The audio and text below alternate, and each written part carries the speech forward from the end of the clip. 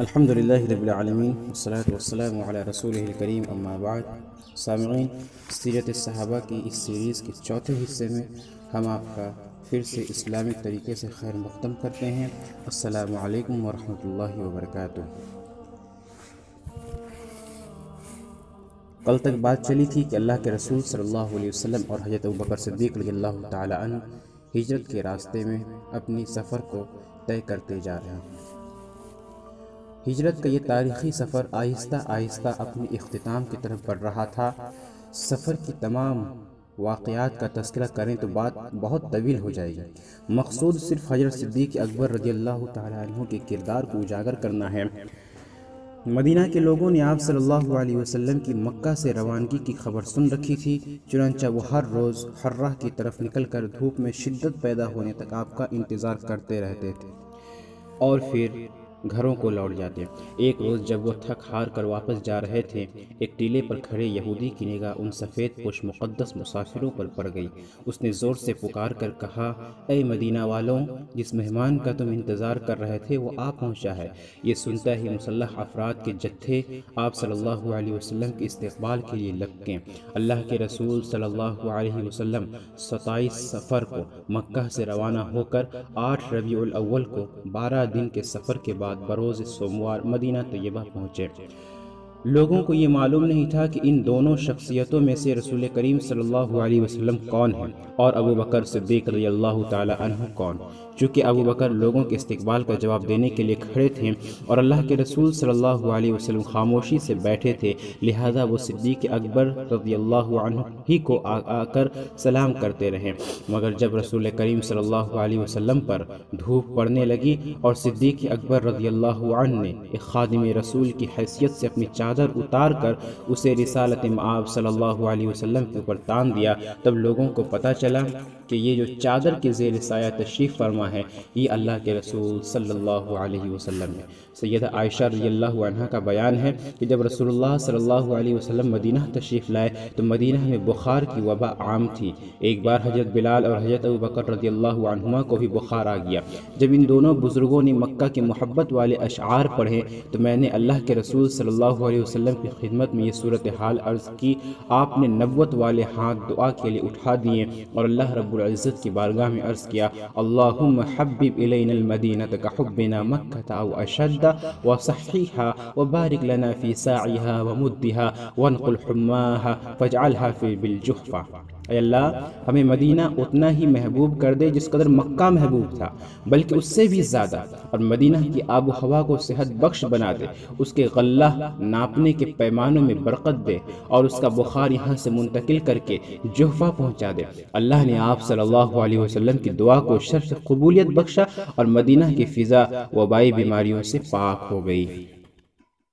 تمام فضیلتوں کی بنیاد علم پر ہے اور اہل علم کا اس امر پر اتفاق ہے کہ حضرت ابوبکر صدیق رضی اللہ عنہ پوری امت میں سب سے زیادہ شرعی مسائل کو جاننے والے اور تمام صحابہ رضی اللہ عنہ میں سب سے بڑھ کر ذہین و فطین تھے۔ آپ مدنی زندگی میں نبی کریم صلی اللہ علیہ وسلم کی موجودگی میں فتوے دیتے تھے اور نبی کریم صلی اللہ علیہ وسلم ان کے فتووں کی توثیق فرماتے تھے۔ یہ اعزاز ان کے سوا اور کسی کو حاصل نہیں ہوا۔ سیدنا ابوبکر رضی اللہ عنہ کاتبین وحی میں شامل ہیں۔ اس سلسلے میں تاریخ نے جن شخصیات کے نام محفوظ کیے ہیں ان میں صدیق اکبر، عمر بن خطاب، عثمان بن عفان، علی بن ابی طالب، زید بن ثابت، عامر بن فہیرہ، عبداللہ بن ارکم، ابی بن کعب، ثابت بن قیس، خالد بن سعید بن عاص، حنظلہ بن ربیع اسدی، معاویہ بن ابی سفیان اور شرحبیل بن حسنہ رضی اللہ عنہم شامل ہیں۔ رسول اللہ صلی اللہ علیہ وسلم کے بعد صدیق اکبر رضی اللہ عنہ ہی سب سے زیادہ بہادر شخصیت ہیں۔ رسول اللہ صلی اللہ علیہ وسلم جتنی غزوات میں نکلے، صدیق اکبر رضی اللہ عنہ ان میں سے کسی ایک میں بھی غیر حاضر نہیں رہے۔ جن معاملات میں وحی نازل نہیں ہوتی تھی ان میں اللہ کے رسول صلی اللہ علیہ وسلم حضرت ابو بکر اور حضرت عمر رضی اللہ عنہما سے مشورہ کرتے تھے۔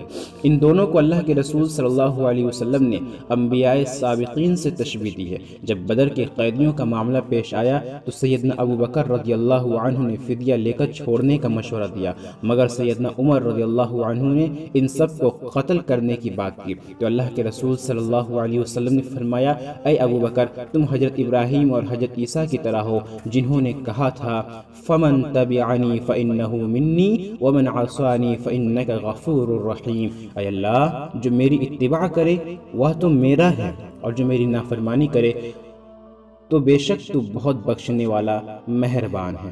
اور فرمایا تھا ان تعذبہم فإنہم عبادک وإن تغفر لہم فإنک انت العزیز الحکیم۔ اگر تو انہیں عذاب دے تو بے شک وہ تیرے بندے ہیں، اور اگر تو انہیں بخش دے تو بے شک تو ہی غالب ہے، بڑی حکمت والا۔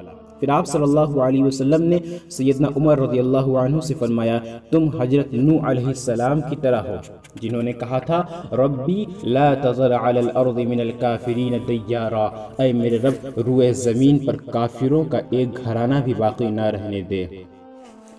سیدنا صدیق اکبر رضی اللہ عنہ کی شخصیت کا ایک گراں قدر پہلو یہ بھی ہے کہ آپ نہایت فصیح و بلیغ خطیب تھے۔ رسول کریم صلی اللہ علیہ وسلم کی معیت میں وفود سے ملتے وقت انہیں اسلام کا نقطہ نظر سمجھانے کا کام ابو بکر صدیق رضی اللہ عنہ بہت خوش اسلوبی سے کیا کرتے تھے۔ جب ہجرت کا سفر کر کے یہ مقدس مہاجرین مدینہ پہنچے تو وہ سیدنا ابو بکر صدیق رضی اللہ عنہ ہی تھے جنہوں نے رسول کریم صلی اللہ علیہ وسلم کی ترجمانی کرتے ہوئے مدینہ والوں سے خطاب کیا، اور رسول کریم صلی اللہ علیہ وسلم خاموشی سے تشریف فرما رہے ہیں۔ آپ صلی اللہ علیہ وسلم کی وفات کے موقع پر جب حضرت عمر اور بعض دیگر صحابہ رضی اللہ عنہم کو یہ خیال ہوا کہ اللہ کے رسول صلی اللہ علیہ وسلم فوت نہیں ہوئے تو اس موقع پر صدیق اکبر رضی اللہ عنہ نے ایک فصیح و بلیغ خطبہ ارشاد فرمایا۔ انتخاب خلیفہ کے وقت میں سقیفہ بنی ساعدہ میں بھی آپ کا خطبہ بہت زوردار اور مؤثر تھا۔ اسی طرح خلافت سنبھالنے کے بعد آپ نے جو پہلا خطبہ دیا وہ بھی فصاحت و بلاغت کا شاہکار تھا۔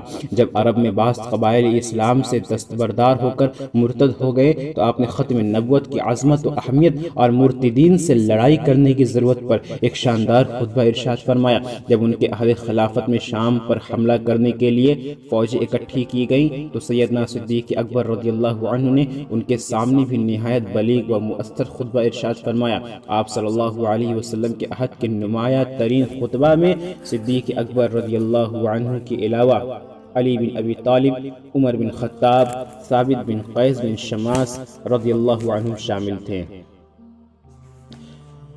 جیسا کہ آپ صلی اللہ علیہ وسلم کے شعراء میں حسان بن ثابت، کعب بن مالک اور عبداللہ بن رواحہ رضی اللہ عنہ نمایاں تھے، ایک منفرد اعزاز حضرت ابو بکر رضی اللہ عنہ کو یہ حاصل ہوا کہ رسول اللہ صلی اللہ علیہ وسلم نے انہیں اپنی زندگی ہی میں اپنے مسلح پر مسلمانوں کی امامت کے لیے کھڑا کر دیا، اور آپ نے رسول کریم صلی اللہ علیہ وسلم کی حیات مبارکہ ہی میں 17 نمازوں میں امامت کرائی۔ آپ صلی اللہ علیہ وسلم نے فرمایا، اللہ بھی یہی چاہتا ہے اور مومنین بھی یہی چاہتے ہیں کہ ابو بکر ہی امام بنے۔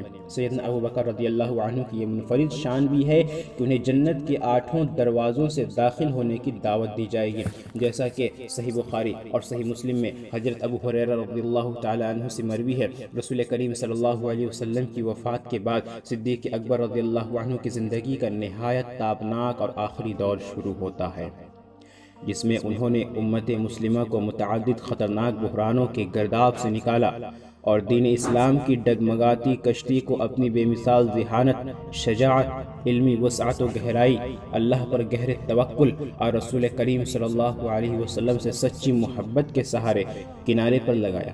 انہوں نے خلافت سنبھالتے ہی لوگوں کے سامنے جو خطبہ ارشاد فرمایا اس میں آپ نے قیامت تک آنے والے حکمرانوں کے لیے رہنما اصول بیان کر دیے اور خود اپنی خلافت کے عہد میں ان اصولوں پر سختی سے عمل کیا۔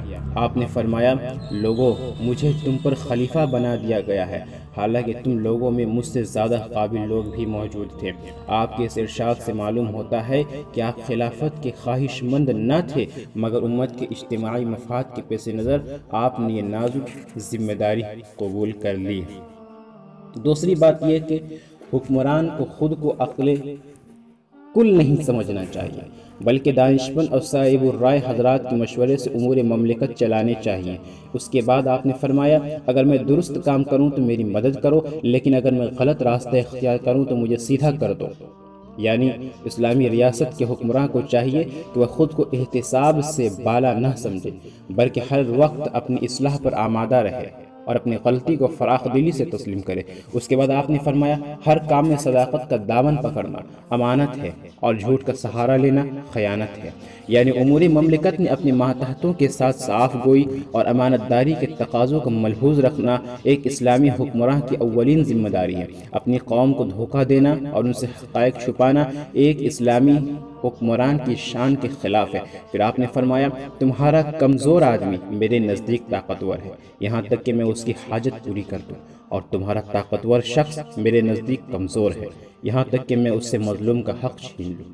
یعنی ایک اچھے حکمراں کی یہ خوبی ہے کہ اس کی حکومت میں کمزور اور پسے ہوئے طبقات کو انصاف ان کی دہلیز پر ملے، اور بڑے بڑے مالداروں، جاگیرداروں اور بااثر لوگوں کو ان کی حد کے اندر رکھا جائے تاکہ انہیں کسی غریب پر ظلم کی جرت نہ ہونے پائے۔ اس کے بعد اس تاریخی خطبے میں آپ نے فرمایا کہ کوئی قوم جب اللہ کی راہ میں جہاد کرنا چھوڑ دیتی ہے تو اللہ تعالیٰ اس پر ذلت مسلط کر دیتا ہے، اور جب کسی قوم میں بے حیائی رواج پا لیتی ہے تو اللہ تعالیٰ اس کو مصائب میں مبتلا کر دیتا ہے۔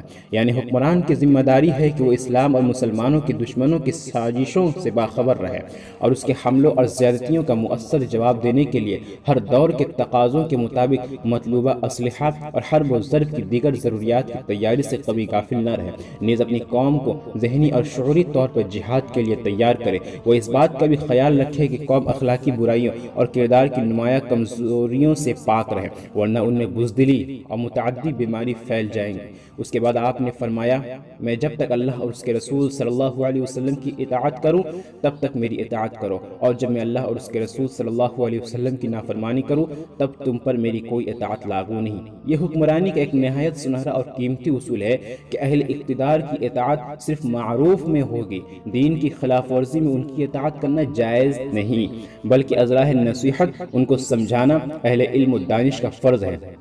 اور یہ بھی معلوم ہوا کہ خلیفہ رعایا پر اپنا حکم نہیں چلائے گا بلکہ انہیں اللہ کے حکم کے تابع رہ کر ہدایات دے گا۔ سامعین، یہ تو تھی حضرت ابوبکر صدیق رضی اللہ تعالیٰ عنہ کی خلافت کے زمانے کی کچھ حالات۔ اب انشاءاللہ تبارک و تعالی ہم آئندہ کے درس میں سماعت فرمائیں گے کہ ابوبکر صدیق رضی اللہ تعالیٰ عنہ کی زندگی خلافت کی کیسی رہی۔ اب تک کے لیے آپ کا تہ دل سے میں شکر گزار ہوں۔ السلام علیکم ورحمۃ اللہ وبرکاتہ۔